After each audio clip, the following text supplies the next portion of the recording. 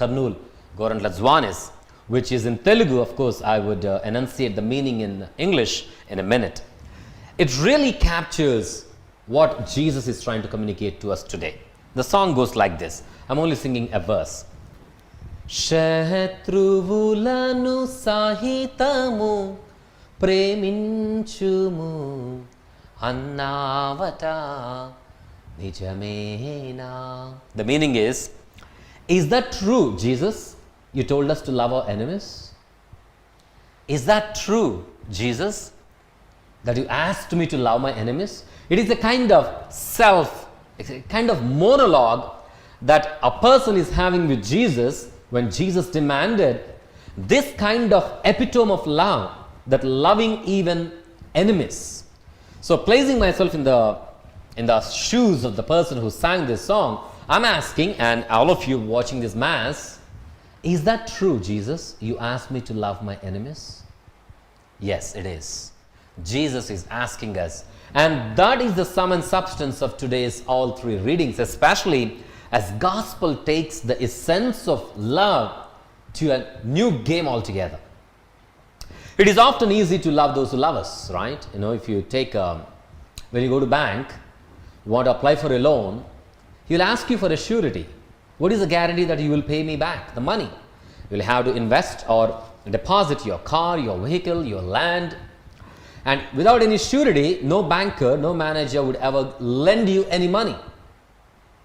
But Jesus contradicts these worldly standards and therefore presents to us the standard of heaven, the love standard which is enunciated in the gospel reading today.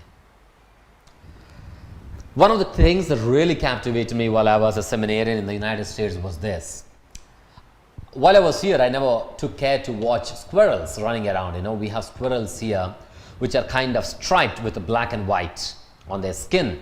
But the squirrels where I was studying in the seminary in San Antonio, Texas, are kind of bulky with a golden brown color.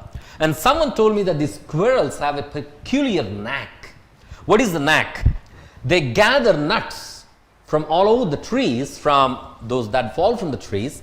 They gather the nuts, carry them to a different place, dig the ground and hide them in view of eating later.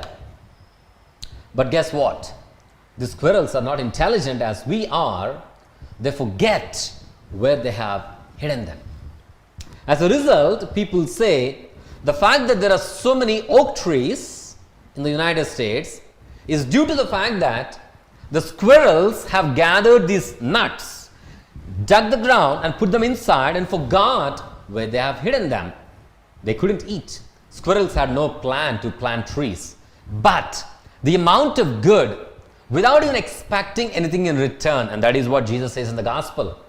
Give lavishly. And this is the theme Pope Francis in 2016 has called the entire universal church to reflect on the mercy. Love translated in action is mercy. And we read today, be merciful even as your Father is merciful. And that is the theme of the year of mercy. Love translated in action is mercy. There are numerous movies, numerous stories, analogies, explanations, definitions. The entire world has been defining what love is all about. But in today's gospel, Jesus says, this is love in practicality. Love translated in action is mercy. And that is what the first reading tells us from the book of Samuel. Some kind of background history, what's going on in the first reading. Samuel was jealous of David because David was gaining name and fame because he was a young, beautiful man trained in war, and Samuel was thinking this guy might be a block, an obstacle for me. So therefore Samuel plans with 3,000 people to kill David. But David, with all his skill and with the help of Abishai, was able to conquer Samuel, and even to the point that he had an opportunity to kill Samuel with one spear. Abishai says, if I give him one with the spear, Samuel is no more. Though Samuel planned to kill David, Samuel considered David to be an enemy for him. David, despite the fact that he had an opportunity to kill Samuel, did not take that step. He says, I will not strike him. Do not destroy him, because I cannot put my hand against the anointed of the Lord. That is loving enemies. That is the standard of Christian love. And that is what Paul is enunciating in the second reading right into Corinthians. And Paul is trying to give us an analogy, not just with Jesus, but he's taking us back into the history of Adam, the first man. He says, the first man was a living being, and the last Adam, Jesus, is a life-giving spirit.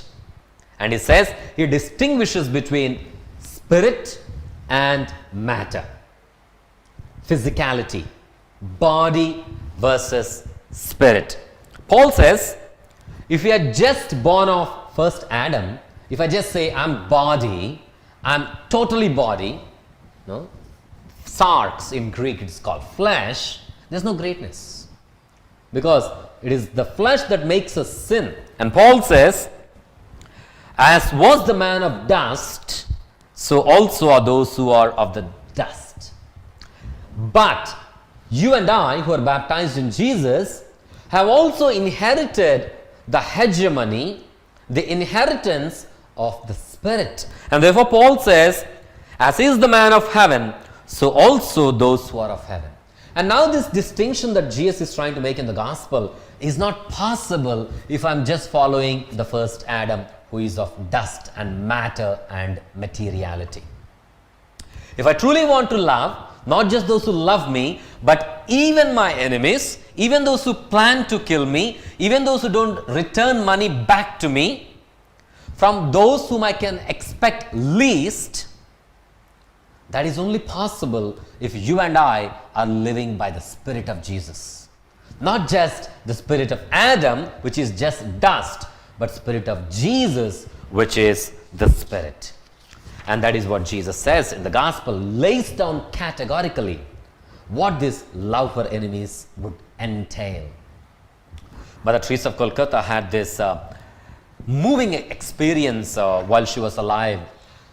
A biscuit company in Kolkata was supporting the institutes of Mother Teresa with broken biscuits every week. And they were helping these destitute people who were abandoned. But at one point the company was in loss and they were not able to supply as they used to. So Mother Teresa goes to the office of the manager and says, because you stopped sending us, I know your company is in loss. My people are hungry, they don't have anything to eat. The manager of the company, because he was so perturbed and disturbed with the loss that the company was facing at the time, scolded Mother Teresa.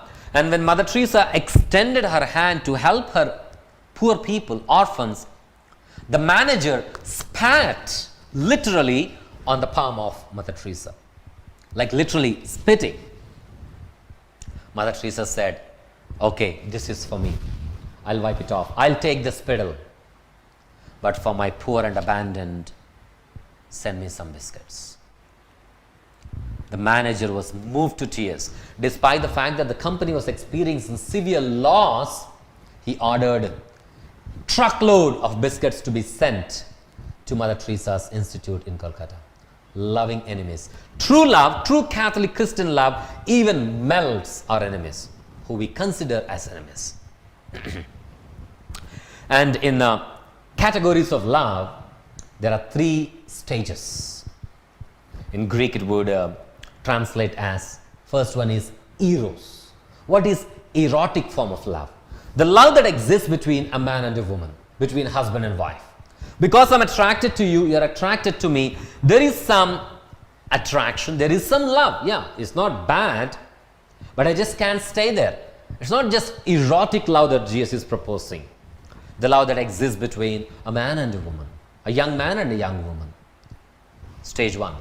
Stage 2 is Greek philia, which means love that exists between 2 friends. A friend is able to do anything for you, is able to stretch himself. In the moments of difficulties, who do you go to? You go to your friends, don't you? Right? I go to my friends. Not just for some money, for some advice, for some consolation. That is second stage. That is excellent form of love, but that isn't enough yet. The third stage of love is what Jesus proposes in the gospel today. Agape love. The love that Jesus showed us from the cross. The love that even sheds its blood for enemies. There's another beautiful Catholic hymn that I am captivated to. Prema ekkada undani సమాధానం ఎక్కడ దొరికేనని జగమంతా వెతికాను సర్వజనులను అడిగాను చివరికది నీలోనే కనుగొన్నాను ప్రభు చివరికది నీలోనే కనుగొన్నాను. The meaning is, I've been looking around all over the world for love, for peace. Gone there, gone here. If I buy car, I have love. If I buy house, I have love. But every attempt was a failure. Finally, I found in you, Jesus, that love. Finally, I found in you. And that is the love which is translated into action that Jesus calls us to practice today. It says, be merciful just as your Father is merciful. This is the radicality of Christian Catholic love. You and I can't just settle with erotic form of love, can't just settle with philia, but have to aspire and aim towards the agape form of love, the love that even stretches itself to love enemies. In this Holy Eucharist, let's ask Jesus to give us this spirit, as Paul is inviting us to live by the second Adam who is born of the Spirit. And this practice of love in its genuineness, in its practicality, is only possible, is only doable if you and I are born of the Spirit of Jesus. May we aim towards that life-giving Spirit which helps us to love even our enemies.